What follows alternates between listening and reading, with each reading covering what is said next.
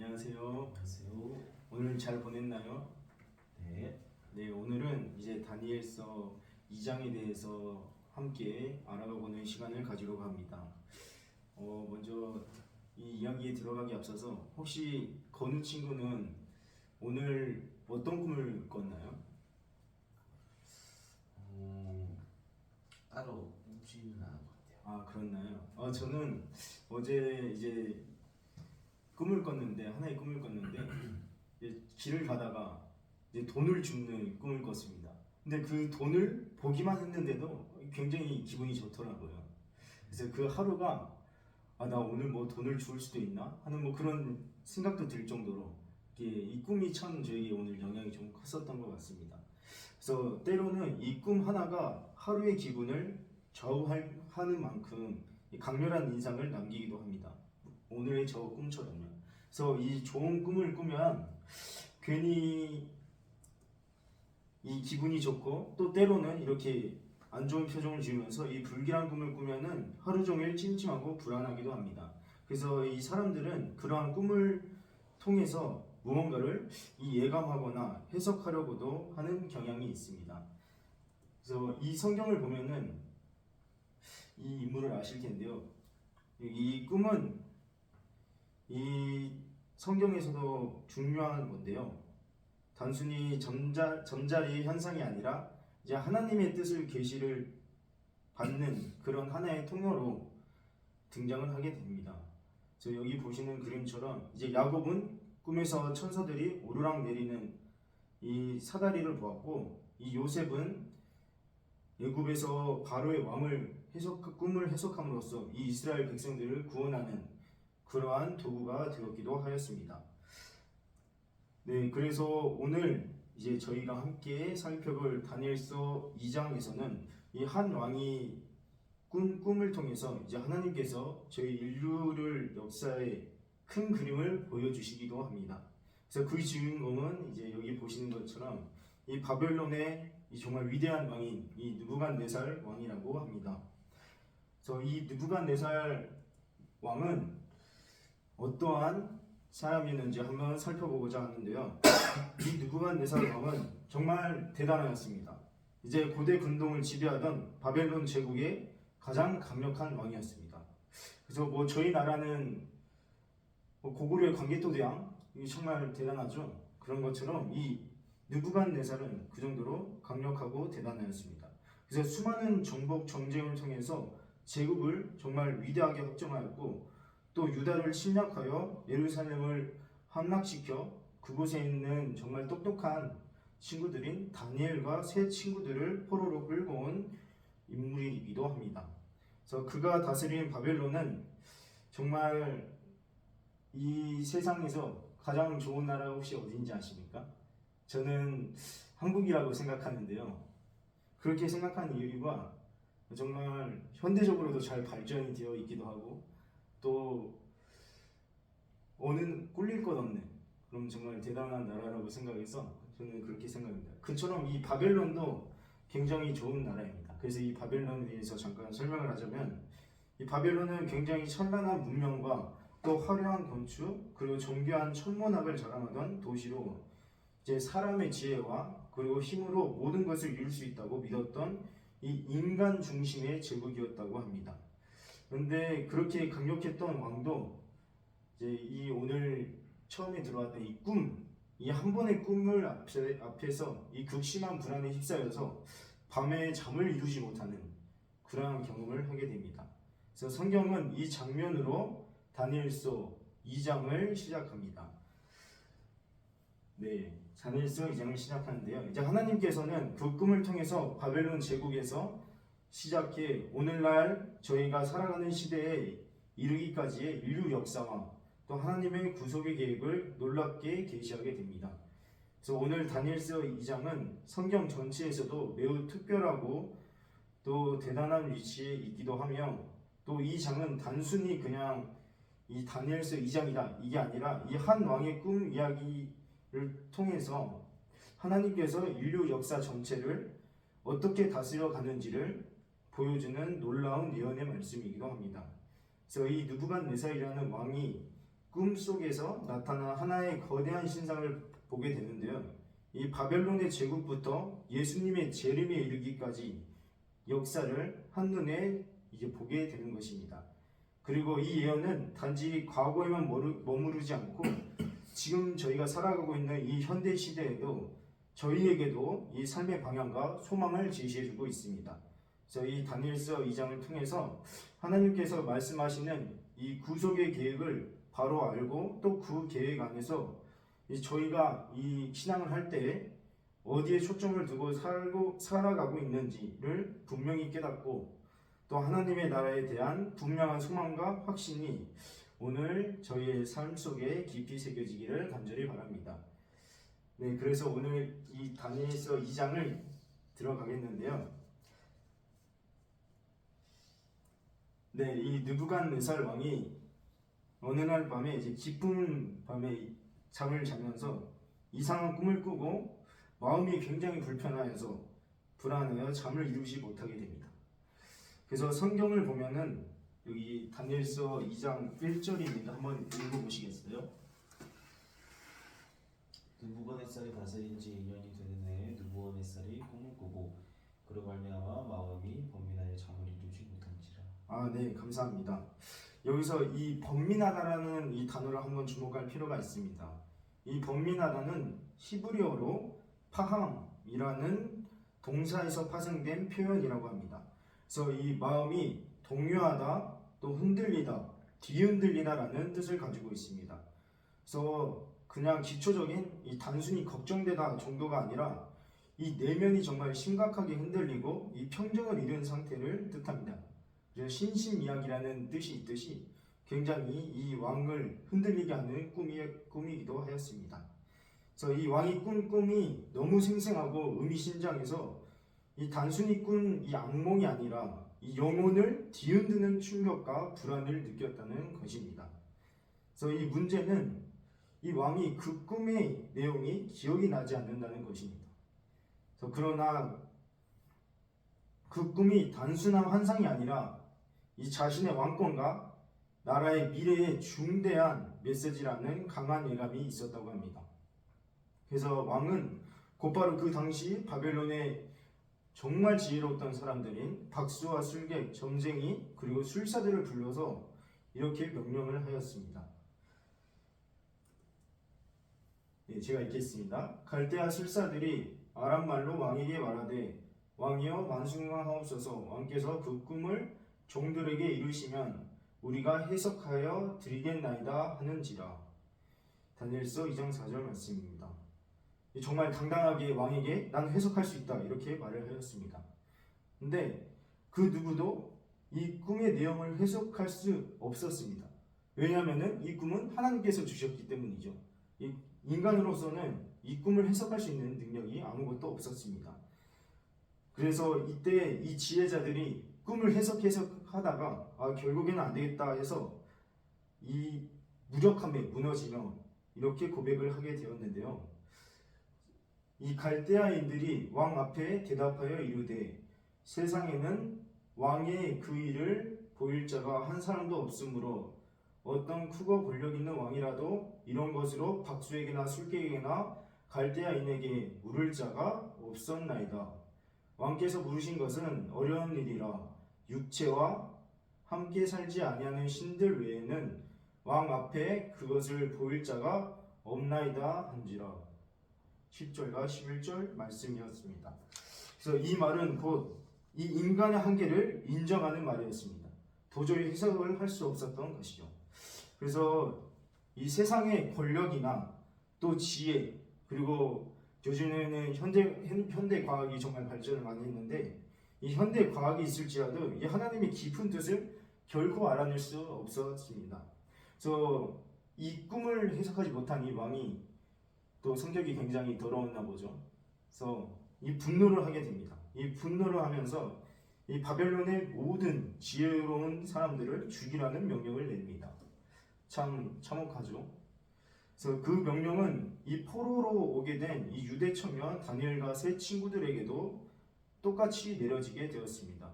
그래서 이 극심한 위기 속에서 이 다니엘은 놀라운 반응을 보이게 되는데요. 궁금하시죠? 네, 네. 이 왕의 근위대장 이 아레옥에게 왕이 왜 이러한 명령을 내렸는지 무척이나 궁금해합니다. 그래서 다니엘은 저는 그렇게 생각합니다. 정말 죽기 싫어서 그랬는지 아니면은 이 왜 왕이 정말 이런 뜻을 내렸는지 그래서 급히 왕에게 달려가서 이렇게 말을 합니다. 제가 그 꿈을 해석해 드릴 테니 잠깐 시간을 주십시오. 이렇게 말을 한 뒤에 정말 지혜롭게 시간을 구하고 그들은 곧장 집으로 돌아가서 네, 여기 사진을 보시는 것처럼 곧장 집으로 돌아가서 이 세 친구들인 하나냐, 미사엘, 아사랴와 함께 무릎을 꿇고 기도를 하기 시작합니다. 그들은 이 기도는 정말 이 생존을 위한 간청이 아니었습니다. 그들은 하나님의 국률과 뜻이 드러나기를 바라며 간절히 하나님께 무릎을 꿇었고 그리고 하나님은 그 기도에 담대하게 응답을 하십니다. 그래서 밤의 환상 중에 다니엘에게 꿈의 내용과 그 해석을 계시해 주게 되었습니다. 그래서 이 응답을 받은 다니엘은 가장 먼저 하나님께 정말 영광을 돌리며 찬송을 하게 됩니다. 네, 이렇게 말을 하였는데요. 하늘에 계신 하나님이 이 은밀한 일에 대하여 불쌍히 여기사 다니엘과 친구들이 바벨론의 다른 지혜자들과 함께 죽임을 당하지 않게 하시기를 그들로 하여금 구하게 하니라. 이에 은밀한 것이 밤의 환상으로 다니엘에게 나타나 보임에 다니엘이 하늘에 계신 하나님을 찬송하니라. 18절, 19절 말씀입니다. 그래서 이들은 여기 보시면 이제 다른 지혜자들과 함께 죽임을 당하지 않게 하시기를 위해서 이들을 구하기 위해서 하나님께서 도와주셨다고 합니다. 그래서 이제 하나님께서 다니엘에게 알려주신 그 꿈의 내용이 무엇인지 혹시 궁금하신가요? 네. 그래서 왕이 본 것은 정말 지금으로서는 뭔가 상상할 수 없는 하나의 신상이었다고 합니다. 그것도 굉장히 큰 신상이었습니다. 그래서 이 단순한 이 신상은 상징이 아니라 인류의 역사 전체를 관통하는 하나의 예언이었다고 합니다. 그래서 하나님께서 다니엘에게 보여주신 것은 이 느부갓네살의 왕의 꿈은 하나님의 거대한 신상인 우상이었습니다. 그래서 이 신상은 사람의 형상을 하고 있지만은 특이하게도 머리에서 발끝까지 이제 각기 다른 재료로 만들어져 있었다고 합니다. 그래서 그 신상의 각 부위는 이제 서로 다른 금속으로 구성되어 있었고 그 금속들이 각각 역사 속 제국을 상징하고 있었다고 합니다. 그래서 이 신상의 각 부위는 하나의 왕국을 의미하고 또 바벨론 시대부터 이 세상 끝날 때까지 역사를 하나님의 시선으로 보여주는 예언이었습니다. 혹시 건우 친구는 좋아하는 금속 재료가 있으신가요? 저는 금 좋아합니다. 금. 좋습니다. 저도 이 금처럼 이 밝은 저도 다이아몬드 막 이런 걸 좋아하는데요. 네, 이 이야기는 다른 이야기지만 한 번 더 얘기해 보도록 하겠습니다. 그래서 이 다니엘이 이 하나님의 계시를 받고 드디어 왕 앞으로 나가게 됩니다. 이 다니엘은 왕 앞에서 하나님의 계시를 말하기 전에 분명하게 이렇게 고백을 하는데요. 네, 한번 보시겠습니까? 한 번만 읽어주실 수 있으실까요? 다니엘서 2장 28절 말씀입니다. 오직 은밀한 것을 나타내시리는 하늘에 계신 하나님이시라. 그가 느부갓네살 왕에게 후일에 될 일을 알게 하셨나이다. 왕의 꿈 곧 왕의 침상에서 머릿속으로 받은 환상은 이러하니이다. 네, 감사합니다. 그래서 이 꿈은 분명히 말을 하고 있습니다. 하늘에 계신 하나님이 주셨다는 것을 왕에게 분명하게 말하고 있습니다. 그래서 이 다니엘은 이제 꿈을 해석하기 시작합니다. 바로 이렇게 생겼는데요. 아까 건우 친구가 좋아했던 그 금머리입니다. 그래서 이 금은 신상의 머리는 순금으로 되어 있고 이는 느부갓네살 왕과 이 바벨론 제국을 상징하는 것이었습니다. 그래서 BC 605년부터 539년을 이렇게 살아왔고 왕은 곧 그의 어린이다라고 38절에 나와 있습니다. 그래서 바벨론의 이제 시대적 배경을 이제 한 번만 더 살펴보고자 하는데요. 이제 바벨론은 이 황금의 도시로 불릴 만큼 이 찬란한 문명을 자랑했습니다. 그래서 왕궁과 신전은 온통 금으로 장식되어 있었고 또 그 영광과 무기는 당시 세계에 그 어느 누구 부럽지 않을 정도로 정말 이 비교할 수 없을 정도로 모두가 다 황금이었다는 것을 알 수 있습니다. 그래서 왕의 이 권세 또한 정말 대단했는데요. 이 하늘에 닿을 수 없을 정도로 절대적이었고 이제 사람들은 인간의 힘과 지혜로 모든 것을 이룰 수 있었다고 믿었습니다. 그러나 그렇게 화려하고 정말 강력했던 이 바벨론도 영원할 수 없었습니다. 그래서 결국 여기 보시면은 이제 BC 539년 이 메데바사라는 이 연합군에 의해서 바벨론이 함락을 하게 됩니다. 그래서 결국에는 이 역사의 무대에서 조용히 퇴장하게 됩니다. 그래서 이처럼 이 금처럼 찬란했던 제국도 하나님의 뜻 앞에서 한순간에 무너질 수밖에 없는 것입니다. 그래서 인간의 영광은 잠시이지만 이제 하나님의 나라는 영원하다라는 진리가 여기서 드러나는 것입니다. 그래서 다음으로는 이제 이 금속 재료가 등장을 하는데요. 이제 이 은은 가슴과 두 팔은 바로 메데바사, 이 바벨론을 멸망시켰던 이 메데바사 제국입니다. 즉 페르시아 제국을 상징하기도 합니다. 이 두 팔은 메데바사 이 두 민족의 연합을 의미하고 또 시간이 지나면서 바사가 메데와 함께 연합하면서 강력한 통치력을 가진 제국으로 성장을 하게 됩니다. 그래서 이 시기는 이 법과 질서를 중시한 통치가 이루어졌던 시대입니다.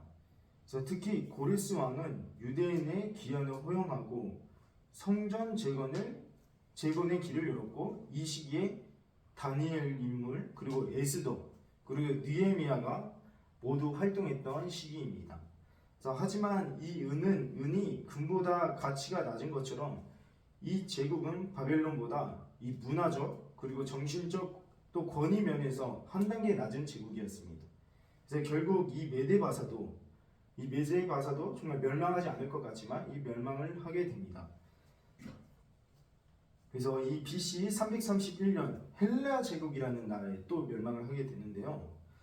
다음으로는 그러면 이 헬라 제국에 대해서 또 나오게 되는데 한번 보도록 하겠습니다. 이 배와 이 넓적다리, 이 nom나라의 이 그리스 헬라라고 합니다. 그래서 BC 331년부터 168년이라고 기록이 되어 있습니다. 그래서 이 청동으로 된 배와 이 넓적다리를 한번 보시겠어요? 그래서 이거는 이제 그리스를 상징하는데요. 이 알렉산더라는 대왕이 있습니다. 그래서 그 사람은 정말 놀라울 속도로 이 메데바사를 제국을 정복하고 또 인도에 이르기까지 정말 거대한 제국을 세웠습니다.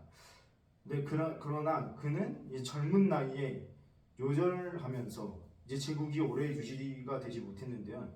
이제 그가 세운 제국은 내수로 분열을 하게 됩니다.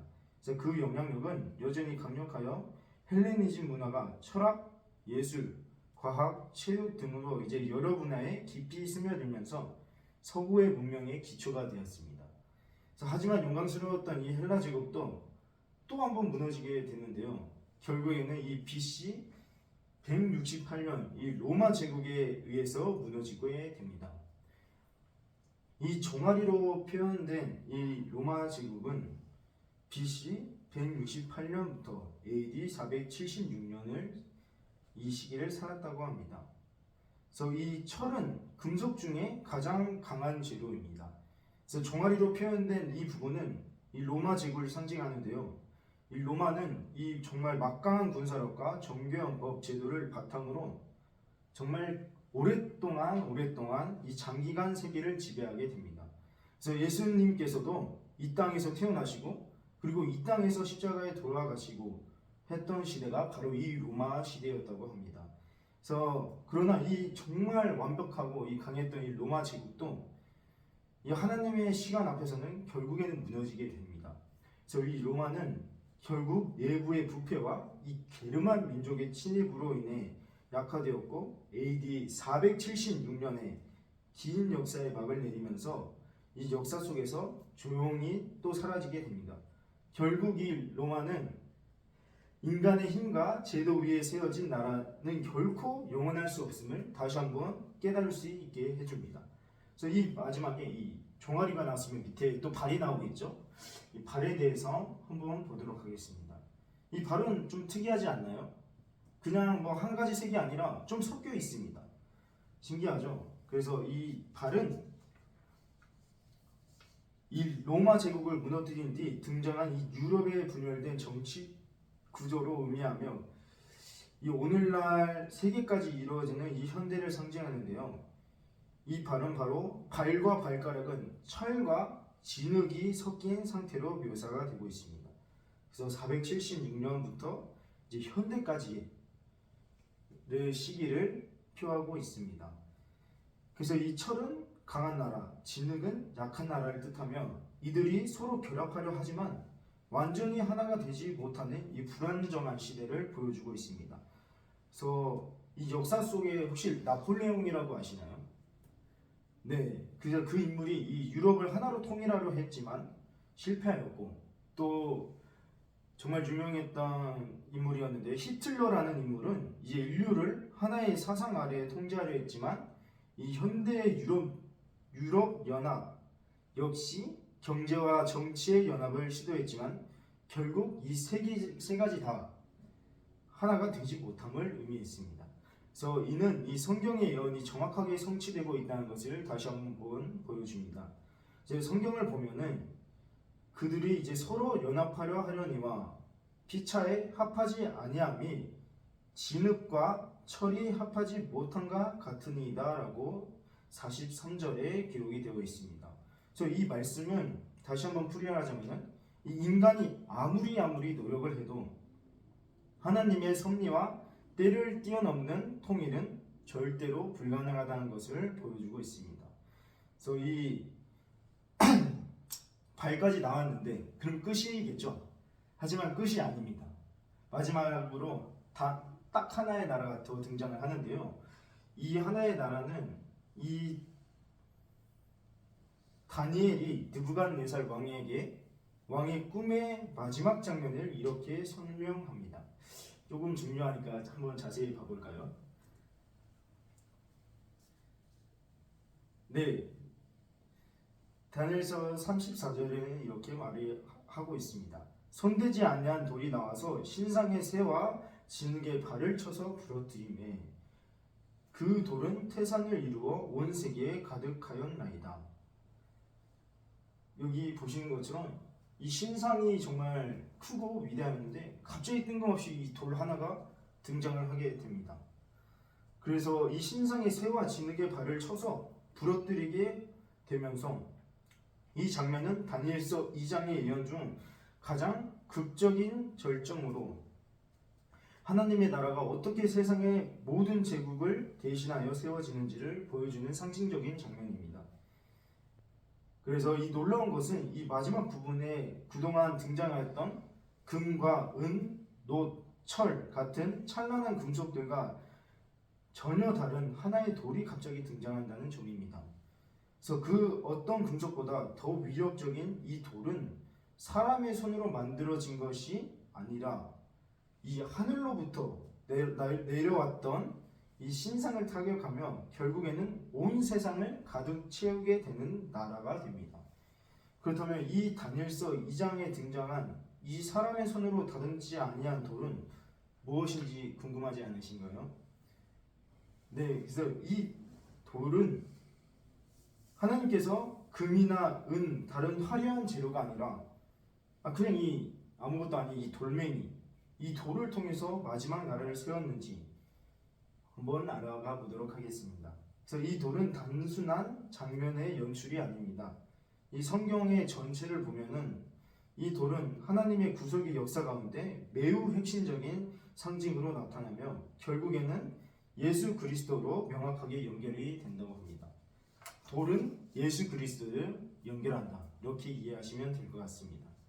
그래서 이 신약 성경에는 돌에 대해서 이렇게 나와 있는데요. 한번 이 베드로전서 2장 4절을 읽어주시겠어요? 사람에게는 버림받아 되었으나 하나님께는 택하심을 입은 보배로운 산 돌이신 예수께 나아가. 아, 네, 감사합니다. 그래서 예수님은 사람들이 거절한 돌이었지만 하나님께서는 영원한 기초로 택하신 산 돌이었습니다. 그래서 이 말씀은 하늘에서 난 돌, 사람의 손에 닿지 않는 돌과 직접적으로 연결이 됩니다. 그래서 밑에 있는 성경절을 한 번 더 보겠습니다. 누가복음 20장 17절에서 19절 말씀입니다. 그들을 보시며 이르시되 그러면 기록된 바 건축자들의 버린 돌이 모퉁이의 머릿돌이 되었느니라 함이 어찌함이냐. 무릇 이 돌 위에 떨어지는 자는 깨어지겠고 이 돌이 사람 위에 떨어지면 그를 가루로 만들어 흩으리라 하시니라. 서기관과 대제사장들이 예수의 이 비유는 자기들을 가리켜 말씀하심인 줄 알고 즉시 잡고자 하되 백성을 두려워하더라.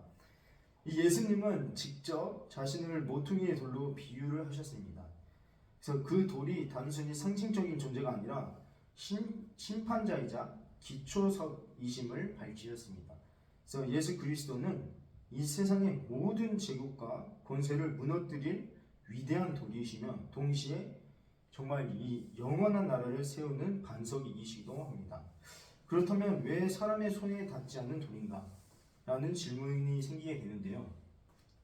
이제 고대 이스라엘에서 이 성전을 건축할 때는 사람의 손으로 다듬지 않는 돌, 즉 이제 자연에 있는 그대로 떨어진 돌을 사용했다고 합니다. 그래서 이것들은 이제 신명기와 열왕기상을 보게 되면 됩니다. 그래서 이것은 단지 건축법이 아니라 거룩함과 하나님의 일에는 인간이 개입되어서는 안 된다는 이 신학적인 깊은 상징을 하고 있습니다. 그래서 바로 이 점이 다니엘서 2장의 예언과 연결이 됩니다. 그래서 그 돌은 인간에 의해 만들어진 것이 아니라 하나님께서 직접 보내신 돌이라고 할 수 있습니다. 그래서 예수님은 사람의 제도나 권력이 만들어낸 분이 아니라 정말 하늘에서 직접 오신 메시아, 하나님의 계획 안에서 보내신 구속자이시기도 합니다. 그래서 오늘 이야기를 총 정리를 하면서 마무리 지으려고 하는데요. 이 다니엘은 이 뜨인 돌이 신상의 철과 진흙으로 된 발을 쳐서 부수고 그 돌이 자라 온 땅에 충만하게 되었다고 말을 하고 있습니다. 이 다니엘서 2장 44절 제가 읽겠습니다. 이 여러 왕들의 시대에 하늘의 하나님이 한 나라를 세우시리니 그것은 영원히 망가지도 아니할 것이요 도리어 이 모든 나라를 쳐서 멸망시키고 영원히 설 것이라. 이 돌은 단지 심판의 도구가 아니라 하나님의 나라의 기초며 완성이니라. 그래서 예수 그리스도께서 재림하실 때 이 예언은 완전히 성취될 것이라고 분명히 확신합니다. 그래서 그분은 세상의 모든 나라를 심판하시고 의로운 자들과 함께 영원한 나라를 세우실 이 심판자이자 왕이시기도 하십니다. 그래서 지금까지 인류 역사 속에서 이 수많은 제국들이 일어났다가 이 무너지지도 않을 것 같았지만 다 무너지게 되는 것처럼 이 바벨론의 황금빛 권세도 그리고 이 페르시아의 질서와 법도도 그리고 헬라의 철학과 문화도 정말 이 강력했던 이 로마의 힘과 권력도 결국에는 모두 다 사라지게 되는 것입니다. 그리고 이 정말 그 찬란했던 이 강력했던 이 나라들조차 하나님이 손대지 아니한 돌, 곧 예수 그리스도 앞에서 이 정말 모래처럼 부서져 이 바람처럼 날아갈 듯 사라졌습니다. 하지만 이 마지막에 등장했던 이 하나님의 나라, 이 돌은 다른 것입니다. 그분의 나라는 이 인간의 손으로 세우는 것이 아니라 이 사라지는 영광이 아니라 영원한 진리와 정의의 나라입니다. 그리고 지금 그 나라는 이 저희의 마음속에도 자라고 있고 예수 그리스도의 재림과 함께 눈에 보이는 정말 실제적인 나라로 임하게 될 것입니다. 그래서 바라기는 이제 오늘 저희가 이 예언의 말씀을 통해서 이 세상의 화려한 것들에 마음을 뺏기지 않고 이 참된 소망을 하나님의 나라에 두는 삶을 살게 되기를 간절히 바랍니다. 그래서 하나님의 나라가 저희 안에 임할 때에 그리고 예수님의 재림을 믿음과 소망으로 준비하며 살아가기를 소망합니다. 그래서 정말 이제 실제적인 적용을 한 번 더 하고자 하는데요. 오늘날 이제 저희가 이 땅에 살아가면서 이 돈과 그리고 명예 그리고 이 성공과 스펙을 추구하게 됩니다. 그래서 사회에서의 어른들과 사람들은 이렇게 말을 합니다. 더 많이 소유해야 된다. 그리고 더 높이 올라가야 한다. 그리고 남들보다 앞서야만이 정말 의미 있는 인생이 될 것이다. 그렇지 않으면 너는 실패한 거야 라고 말을 할 수도 있습니다. 하지만 이 말들이 정말 이 세뇌된 것처럼 진리처럼 들릴 수도 있지만 이 그 끝은 언제나 공허함과 불안으로 가득 차 있을 것입니다. 이제 사람들은 더 나은 삶, 더 안전된 미래, 더 큰 만족을 위해서 수단과 방법을 가리지 않고 있지만 그렇게 쌓아 올린 것들은 결국에는 한순간에 무너질 수밖에 없는 모래 위의 집과 같습니다. 그래서 성공도 명예도 그리고 화려한 경력도 이 시간이 지나면은 빛을 잃고 아무리 많은 것을 이루었다 해도 그것이 영생을 주지는 못한다는 것입니다. 그러나 이 성경은 분명하게 말을 하고 있습니다. 이 세상도 그 정욕도 지나가되 오직 그리스도의 하나님의 뜻을 행하는 자는 영원히 거하느니라. 요한일서 2장 17절 말씀입니다. 그래서 진정한 의미와 가치 그리고 영원한 생명은 오직 하나님께로부터 온다는 사실을 기억하면 좋겠습니다. 그래서 저희가 잘 아는 역사 속의 제국들을 떠올려 보면은 오늘 배운 것처럼 이 바벨론, 페르시아, 그리고 헬라, 로마 그리고 당시의 사람들은 이 제국들이 정말 영원하고 오랫동안 지속될 거라고 믿었습니다. 그리고 아까 그 금속 재료인 금, 은, 철 그리고 강철 같은 이 무력과 문화는 이 세상의 자랑과 건세를 상징했습니다. 그래서 그러나 다니엘서에서는 이 하나님은 분명하게 말을 합니다. 하늘의 하나님이 한 나라를 세우시리니 그 나라는 영원히 설 것이다. 그렇습니다. 이제 바벨론도 페르시아도 그리스도 로마도 결국에는 마지막에 무너진 것처럼 그 어떤 제국도 이 인간의 업적에서는 하나님의 나라 앞에서는 결코 건들 수 없다는 것입니다. 그래서 저희에게는 정말 중요한 질문이 남게 되는데요. 나는 무엇 위에 내 인생을 세우고 있는가? 이 사라질 것들을 위해 인생을 세우고 있다면은 그 인생은 언제 무너질지 모르는 이 위태로운 삶인 것입니다. 하지만 이 영원히 무너지지 않는 이 하나님의 나라 그리고 반석이신 예수 그리스도 위에 인생을 세운다면은 이 저희는 어떤 풍파와 이 무너뜨림 속에서도 절대 흔들리지 않는 삶을 살 수 있습니다. 그래서 저희는 이 세상의 화려함을 따라가기보다는 하나님의 말씀과 그분의 뜻을 또 그분의 나라를 바라보며 살아야 합니다. 그래서 그 길이 때로는 굉장히 좁기도 하고 때로는 정말 느리기도 하고 또 때로는 정말 외로워 보일 수도 있습니다. 하지만 그것이야말로 영생과 참된 평안 그리고 하늘나라의 상급으로부터 이어지는 길입니다. 그래서 오늘 저희가 다시 한번 하나님과 약속을 했으면 좋겠는데요. 이제 눈에 보이는 화려함이 아니라 보이지 않지만 영원한 하나님의 나라를 바라보면서 예수 그리스도라는 이 반석 위에 사는 저와 건우 친구가 되었으면 좋겠습니다. 그래서 오늘은 이 메시지를 전하면서 저희가 이렇게 살아갈 때 저희는 이 흔들리는 세상 속에서도 흔들리지 않는 소망과 평안을 누릴 수 있습니다.